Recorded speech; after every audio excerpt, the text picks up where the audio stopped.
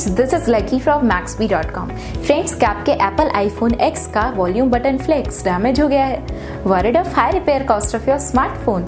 Don't worry, you can now buy high quality replacement volume button flex for your original Apple iPhone X at a very affordable price from Maxbhi.com and can fix your phone yourself at home or get it repaired by any professional very easily। जी हाँ दोस्तों, आप हमारी website Maxbhi.com से अपने Apple iPhone X का नया volume button flex खरीद के अब बहुत ही कम दामों में अपने फोन को सही कर सकते हैं। This volume button flex is a 100% genuine quality product which works similar to your original product with a perfect fit for your Apple iPhone X। इस वॉल्यूम बटन फ्लेक्स को पहले हमारी क्वालिटी टीम द्वारा चेक और inspect किया जाता है और क्वालिटी एश्योर होने के बाद ये वॉल्यूम बटन फ्लेक्स आपको भेजा जाता है। साथ ही साथ हर Apple iPhone X का volume button flex Maxbhi trust replacement warranty के साथ आता है, जिससे आप श्योर हो सकते हैं कि प्रोडक्ट खरीदने के बाद आपको कोई भी परेशानी नहीं आएगी। फ्रेंड्स, Maxbhi.com पर ऑर्डर करना बहुत ही इजी और सिंपल है।